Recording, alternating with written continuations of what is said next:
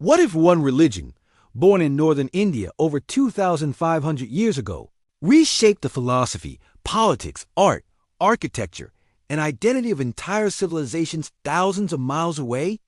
What if that belief system helped define imperial China, influenced Korean statecraft, inspired Japanese warrior culture, and still shapes East Asia today? That religion is Buddhism. But how did a spiritual movement founded by Siddhartha Gautama travel across mountains, deserts, and empires, and fundamentally transform East Asian civilization? If you enjoy deep, research-based historical documentaries, take a moment to like, share, and subscribe. Now, let's go back to where this story truly begins. Buddhism began in the 5th century BCE in the Indian subcontinent. Siddhartha Gautama, later known as the Buddha, taught a path centered on suffering, impermanence, compassion, and liberation from the cycle of rebirth. Unlike many belief systems of the time, Buddhism did not depend on a creator god. It focused on ethical conduct, meditation, and wisdom. It offered a universal path to enlightenment, accessible not only to elites, but to anyone willing to follow disciplined practice. Crucially, Buddhism emerged during a time of expanding trade networks across Central Asia. Merchants, monks, and travelers carried Buddhist teachings along what would later become known as the Silk Road. Ideas traveled with commerce. And Buddhism moved eastward not by conquest, but by exchange.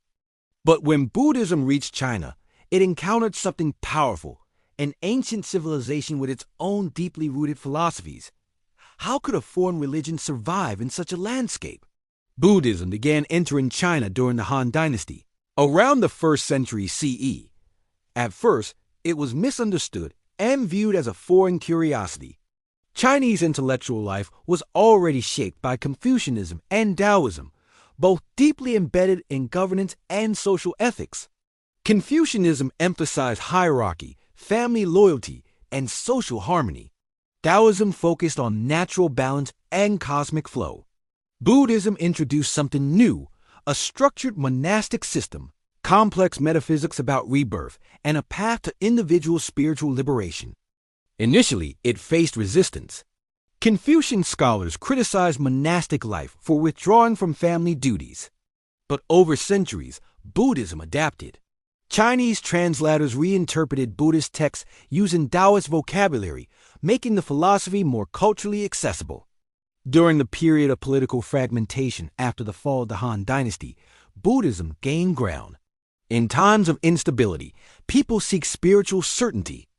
Monasteries offered education, charity, and refuge. By the Tang Dynasty, 618 to 907, Buddhism had become deeply integrated into Chinese society. Massive cave temples like those at Dunhuang and Longmen were carved into cliffs, filled with intricate statues and murals. It was no longer foreign. It was Chinese. Buddhism did not just shape personal belief. It influenced governance and political thought. Emperors sponsored monasteries, funded translations of scriptures, and used Buddhist symbolism to legitimize rule. The idea of the wheel-turning king, a ruler who governs in harmony with Buddhist principles, resonated. With imperial ideology, monasteries became major landholders and economic centers. They participated in trade, agriculture, and education. However, this influence also led to tension. In the 9th century, Emperor Wuzong of the Tang Dynasty launched a major persecution of Buddhism, closing monasteries and confiscating land. Why? Because religious institutions had become too powerful economically and politically. Yet even suppression could not erase Buddhism's cultural imprint. It had already reshaped art, literature, metaphysics, and moral thought. From China, Buddhism spread to the Korean peninsula during the Three Kingdoms period. Korean rulers adopted Buddhism not only as a spiritual system, but as a state ideology. It provided a cosmological framework that strengthened centralized authority and connected Korea to broader East Asian intellectual networks.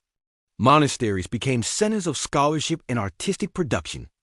Buddhist temple architecture, sculpture, and printing flourished. In unified Silla and later the Goryeo dynasty, Buddhism played a defining role in state formation. The Tripitaka Koreana, one of the most complete collections of Buddhist scriptures, was carved onto wooden printing blocks in the 13th century. This was not passive adoption. Korea localized and deepened Buddhist practice in distinctive ways. Buddhism arrived in Japan in the 6th century via Korea. At first, it was politically contested between rival clans. But once embraced by the imperial court, it became intertwined with Japanese state building. In Japan, Buddhism merged with indigenous Shinto beliefs, creating a unique religious fusion. Zen Buddhism later influenced samurai ethics, emphasizing discipline, impermanence, and mental clarity. The aesthetic principles of Zen shaped Japanese gardens, tea ceremonies, ink painting, and architecture. From the grand temples of Nara to the minimalist Zen monasteries of Kyoto, Buddhism became embedded in Japan's cultural DNA. Across East Asia, Buddhism reshaped fundamental concepts of life and existence.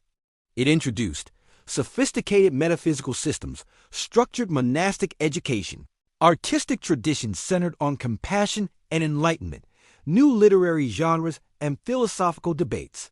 It changed how people thought about suffering, death, morality, and cosmic order. Even when Confucianism later reasserted dominance in governance, particularly during the Tang Dynasty with Neo-Confucianism, Buddhist ideas remained deeply embedded in intellectual life. Buddhism had become part of the civilizational fabric. Buddhism did not conquer East Asia through armies. It transformed it through ideas. It adapted to local cultures, merged with existing traditions, and reshaped political legitimacy, art, architecture, philosophy, and social institutions. China absorbed it and made it its own. Korea institutionalized it within state power. Japan fused it with indigenous spirituality and warrior culture. For over a millennium, Buddhism influenced how East Asian civilizations understood authority, morality, suffering, and transcendence. Even in modern secular societies, its philosophical echoes remain visible. Civilizations are not shaped only by borders or wars. They are shaped by ideas. And few ideas traveled as far or transformed as deeply as Buddhism in East Asia.